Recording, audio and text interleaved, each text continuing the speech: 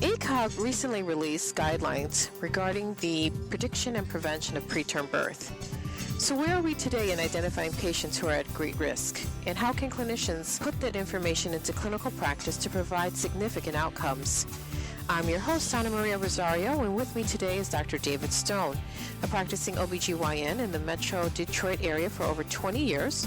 He is also a fellow of the American College of Obstetrics and Gynecology and a member of several national organizations, including the American Medical Association and the Society of Robotic Surgeons. Dr. Stone, welcome to ReachMD.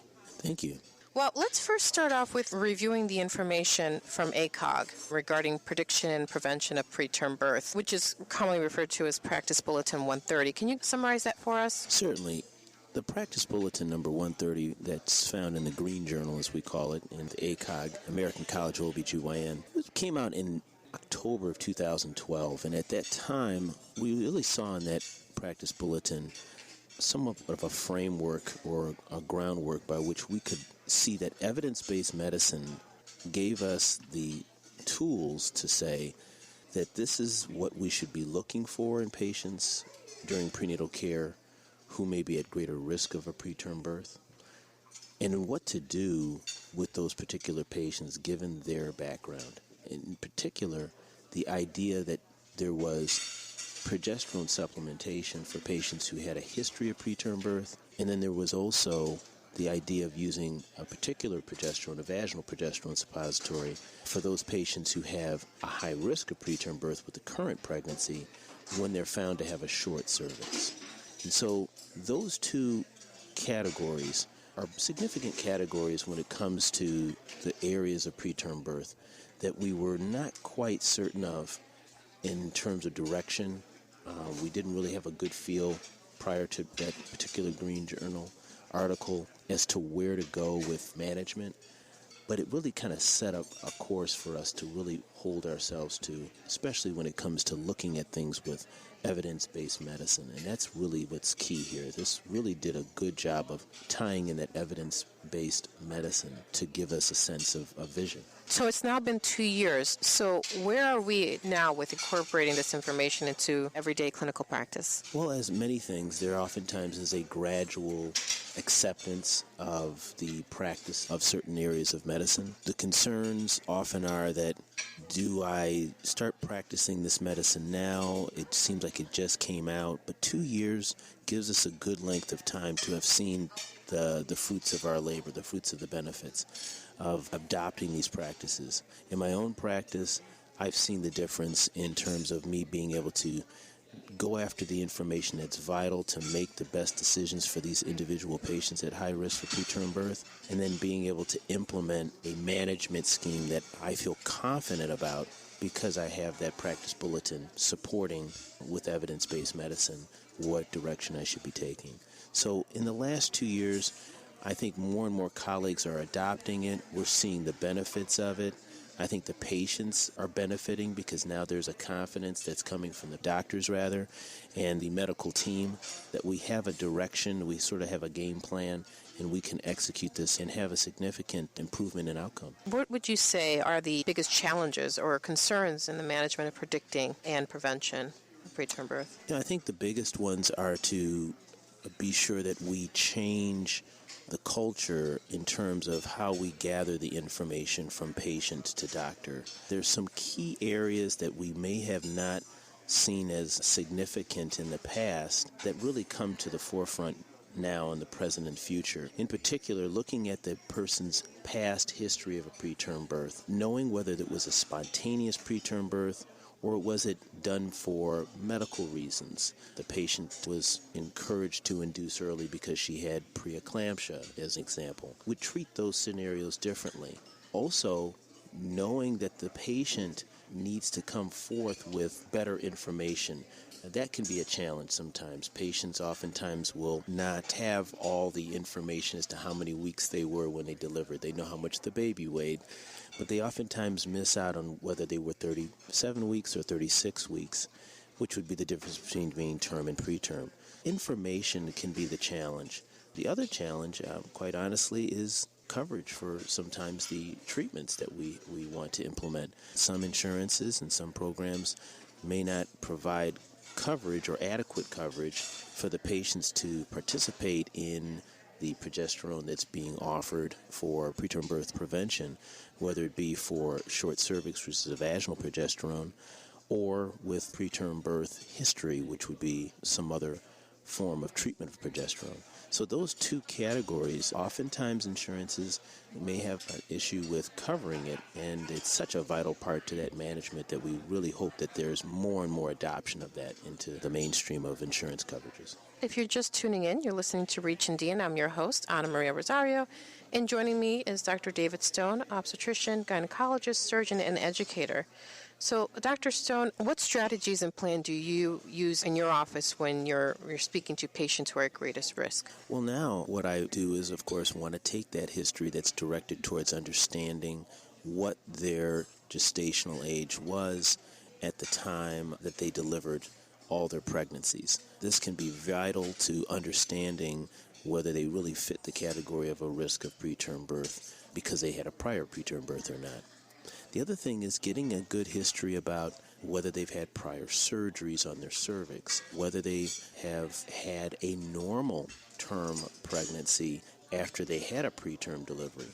That can sometimes lower the risk in terms of them having another preterm birth, whether they've had multiple gestation, which means twins or triplets or so forth, because that can change whether we can even implement a progesterone therapy in the current pregnancy effectively and see that it's going to work. So what it's done is it's helped direct me in terms of how I'm teasing out information from the patient. It helps me then take that information and automatically share with the patient the choices that we can make. If the patient has had a history of a prior preterm birth, I can counsel her about that option of using progesterone supplementation to help with moving that pregnancy hopefully away from a recurrent preterm birth. And for those patients that even if they don't have any risk factors, we still want to incorporate now in our practice an ability to consider whether screening is something we want to do in the second trimester around 16 to 24 weeks. This is something that's somewhat new. In the past, we really didn't have a good grasp as to whether or not screening was effective or ineffective in terms of whether it would be able to help us in picking up patients that may be at risk, that had no symptoms or had no risk factors. But we're seeing that roughly 50% or more of patients who may have a preterm birth had no underlying risk factors. So that's another factor that's changed in my practice, and that I've now incorporated a way in which I screen patients during the current pregnancy, even if they've had no prior risk factors for preterm birth.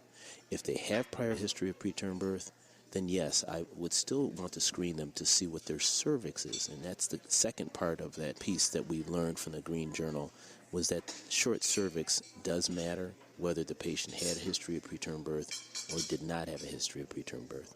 And so knowing what that cervix is at any given point in the second trimester between 16 and 24 weeks could give us a window as to whether we think this pregnancy is at greater risk, or can we continue routine care in the case of a patient who has no risk factors and has no prior preterm birth. Well, you mentioned progesterone. Do you think this would be a good time to talk about treatment options with these patients? Absolutely.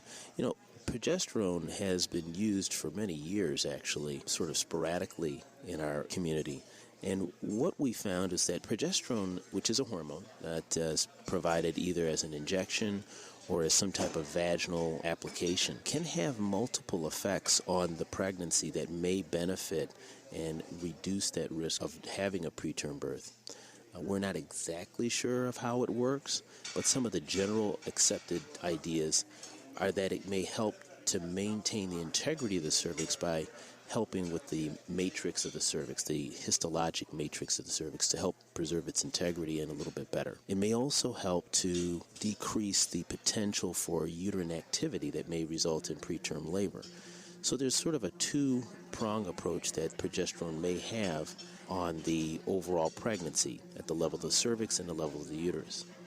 In the past, we always thought of the cerclage stitch being used because the cervix was not maintaining its integrity. We now come to appreciate that the cerclage is really one-dimensional and that really works to those patients that were more concerned with the cervix, but it doesn't really have any positive effect on the uterus. So when we talk about the progesterone, we talk about it in two categories.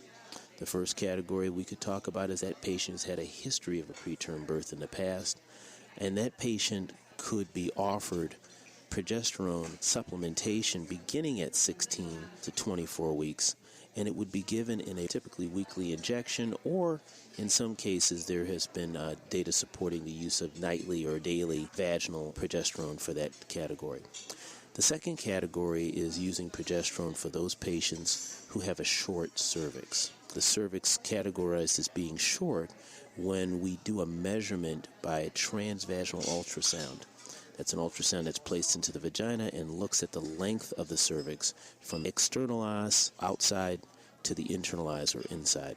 So it's the whole length of that cervix that we're looking at. And when we measure it, if we see it less than 25 millimeters, then we have the suspicion of it being short. Most of the studies have looked at it incorporating the vaginal progesterone with a patient when it gets below 20 millimeters. There's been some data now looking at whether we want to use it at even as early as 25 millimeters, but the data thus far, that the most established studies have looked at it less than 20 for its incorporation. So those are the two areas in which the progesterone can be used in summaries, both with patients who have had a history of preterm birth or in a patient who has been diagnosed with a short cervix. How do you encourage your colleagues in regards to teaching them or encouraging them about screening and the importance of screening and when we look at the ACOG Practice Bulletin that we just discussed?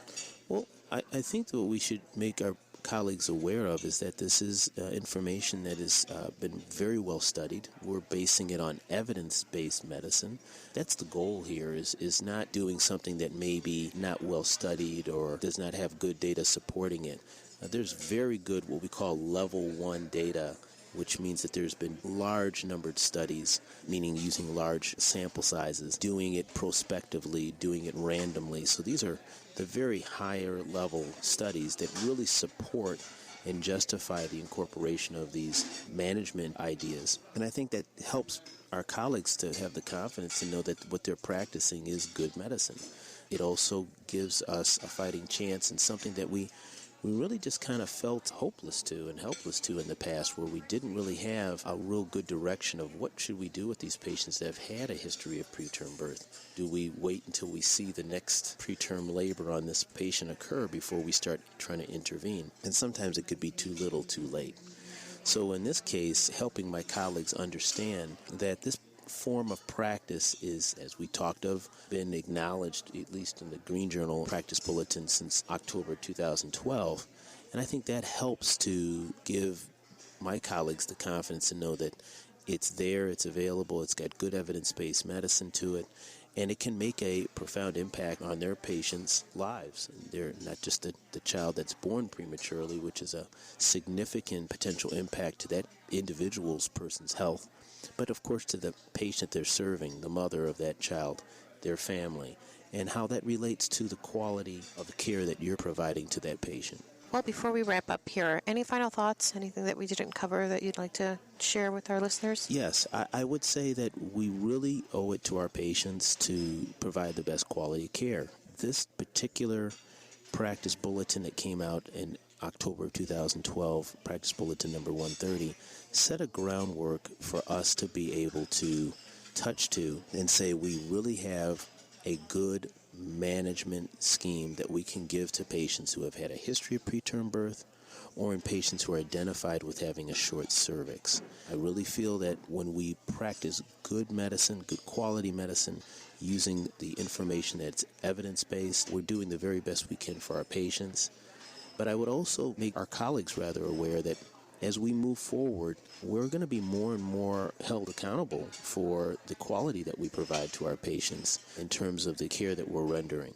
And I think that when we are practicing the very best evidence-based medicine, which I believe incorporates some of the ideas that are in that Practice Bulletin 130, I think we're doing good quality medicine, and that's going to be important for us in the future. So Dr. Stone, thank you so much for being with us today. I know this is a topic that you're very passionate about, and obviously it's come through in the discussion that we've had today. So thank you for being with us here at ReachMD. Well, thank you. I am your host, Ana Maria Rosario, and you've been listening to ReachMD.